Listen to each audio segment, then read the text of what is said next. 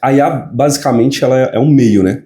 Então, muita gente olha a inteligência artificial como um fim, mas ela é um meio para qualquer coisa. Poxa, eu nasci no garimpo da Serra Pelada, cara, né, eu falo que existe a linha da pobreza, minha família veio uns 100 degraus abaixo ali, né? Então, lá do interior do Pará, cresci no Maranhão, etc.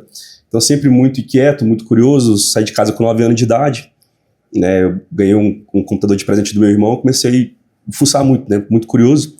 Comecei a fuçar muito, entender como funcionava o computador, quebrava o computador 3 vezes por dia para arrumar. Uau. E aí saí de casa para poder ajudar em casa, né? Fui morar com meu irmão, a gente abriu uma lan house, meu primeiro negócio com 9 anos de idade.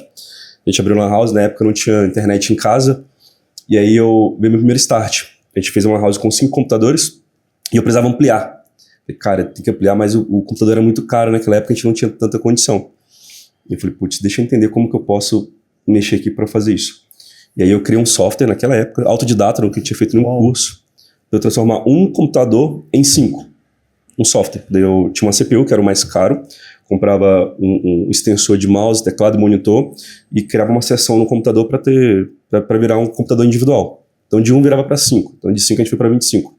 E aí minha primeira venda na internet aconteceu nessa época, cara, 2004, eu acho. Que eu vendia essas licenças de software na internet, para outros lan houses, né? Então muito curioso. Aí com meus 9, meus 15 anos, trabalhei com várias coisas nessa área de TI, implementação de ERP para supermercado, escritório de contabilidade, quartel de polícia, né, gerenciava toda a parte de TI de quartel, etc.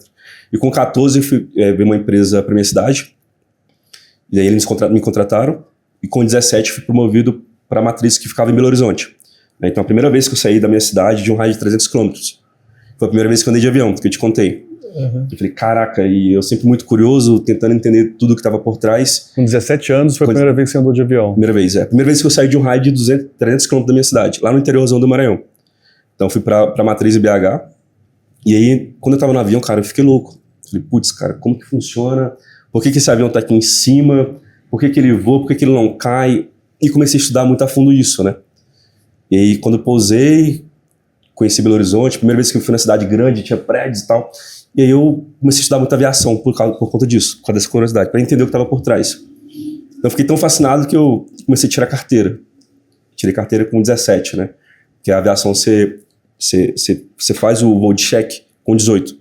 Então eu fiz tudo com 17, aí quando eu completei 18, primeiro dia, no outro dia eu fiz o voo de cheque e tirei a carteira na ANAC. Antes de tirar a carteira de carro?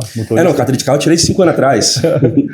E a aviação... Não tem graça dirigir carro? Ah, cara, eu acho algo inútil de dirigir, né, cara? É um tempo que você perde ali, você poderia estar aproveitando para outras coisas. Não é prazeroso, é um negócio que eu não gosto. Eu acho que você pode pegar aquele tempo que você está desprevendo ali em dirigir e fazer outras coisas. Mas aí beleza, aí eu trabalhei no mercado corporativo durante 15 anos, fundei várias startups, né, vendi algumas, quebrei outras, e aí sempre, né, eu alternei entre o mercado da área de TI, mas sempre resolvendo um problema. Então, por muito tempo, eu fazia implementações do SAP. Então, o que é o SAP? É o maior software de gestão do mundo. Então, as grandes empresas, Coca-Cola, Microsoft, Vale, todas essas grandes empresas do mundo que estão listadas em bolsas, eles usam esse sistema. Então, resolvia o problema de financeiro, de estoque, de vendas, de compras, né, supply chain, etc. Então, eu implementava, entendia o processo, ia lá no sistema e criava uma interface para aquilo ali. E aí, depois... dos meus últimos 7 anos, 5, 7 anos, entrei muito a fundo na área de receita. Uhum. Então, o que é receita? É uma área que eu englobo as 4 principais áreas de um negócio, que é onde o cliente passa. Então, marketing, vendas, CS, né? Sucesso do cliente, e produto. Então, o que é isso? Então, imagina que eu tenho um time, tenho o seu consultório, eu tenho uma empresa de serviço, por exemplo, eu tenho marketing. O que o marketing olha? Geração de leads. O cara precisa gerar lead para o comercial fechar. Mas se o marketing olha só para geração de lead, e ele quer bater a meta dele de geração de lead, ele vai olhar só para o número. Ele não preocupa na qualificação de leads. Né? Então, cara, esse lead que eu estou trazendo é bom? Ah, não, esse lead que eu estou trazendo é barato. Eu bato minha métrica. Uhum. Meta de quantidade e meta de valor por lead. Mas na hora que chega esse lead para o comercial fazer a venda, é um lead desqualificado. O comercial não consegue fazer a venda. Então, tem descasa, né, a expectativa entre essas duas áreas. Venda é a mesma coisa. Então, se o cara de venda olha só para venda, ele vai querer prometer algo que não vai conseguir entregar para fechar a venda. Falou, Diego, entra aqui, cara. Na minha empresa, eu vou fazer esse preço, tu vai receber isso, X, Y, Z, promete um tanto de coisa, que na hora que chegar para outra área, que é a área de sucesso do cliente, ele não vai conseguir entregar. E produto é a mesma coisa. Quando ele chega para consumir o produto não é tão legal. Então a área de receita, ela engloba esses 4 pontos de contato do cliente, que é os 4 pontos de contato que o cliente passa. Então, para o cara comprar, ele tem que primeiro te conhecer. Cara, ele tem que te conhecer, saber que você existe e saber que você é o melhor para aquele problema dele. Então, você convence ele ali, o primeiro estalo. Comercial vai, pega esse cara, convence ele que o seu produto é bom, negocia condições, fecha.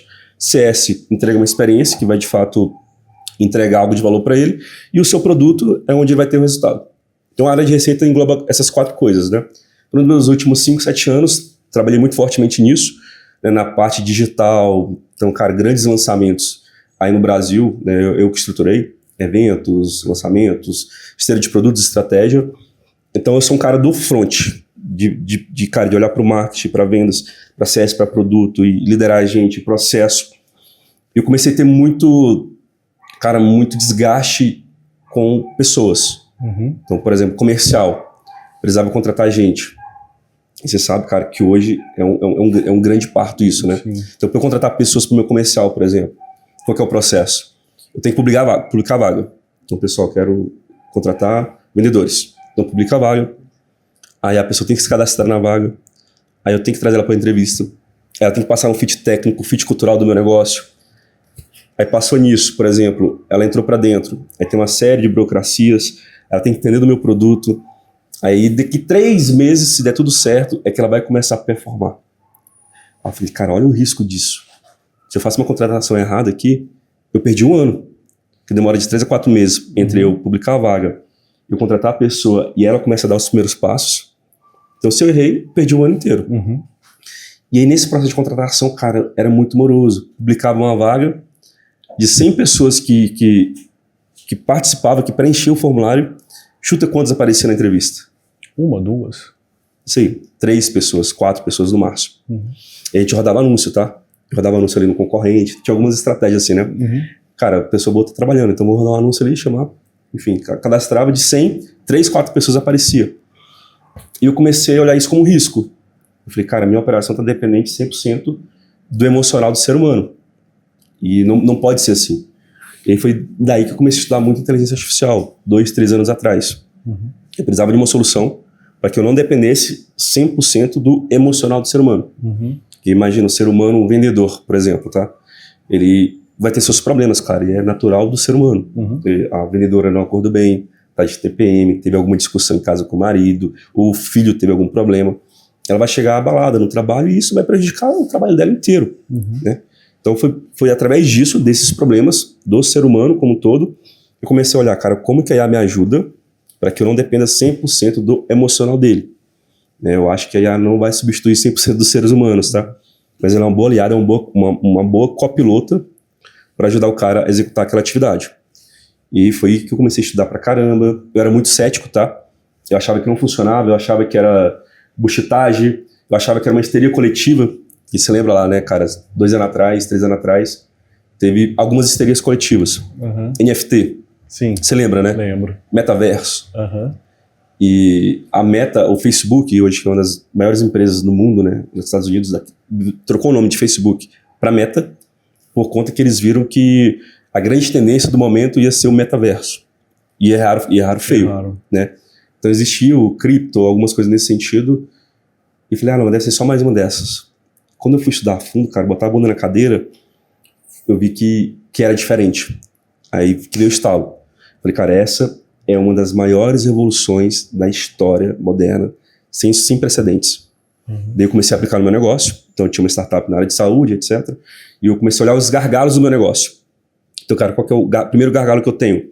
Vendas. Preciso melhorar vendas. Daí eu fui estudar o processo. Como que tá vendas hoje no meu negócio? Eu via lá que o vendedor atendia no WhatsApp.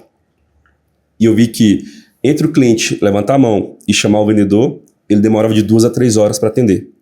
E, cara, isso é um problema. Porque, né, as pesquisas mostram que se você atende o cliente no primeiro minuto, a chance de vender para ele aumenta em 360%. Então, você atende no primeiro minuto, você tem 360% de chance a mais de vender para ele. Se passa 3, 4 horas, isso caiu para 20%. Então, ou seja, praticamente você perdeu a venda. E o cara, quando ele quer comprar um negócio seu, cara, ele... Naquele momento, existe a dopamina, ou ele clicou no seu anúncio, ou ele chamou lá no seu consultório. Então, se tu não responde ele naquele momento, cara, ele vai procurar outra pessoa que tá respondendo, ele vai pro concorrente. Eu fui fazendo a série de diagnóstico e vi como que a IA encaixava naquilo ali. Eu falei, caraca, bizarro. E resolveu muitos problemas. Daí a gente pode abrir, entrar ao longo aí da nossa conversa. Mas foi isso. Olhando para um problema interno que eu tinha e estudando IA para entender como que ela resolvia parte desses problemas.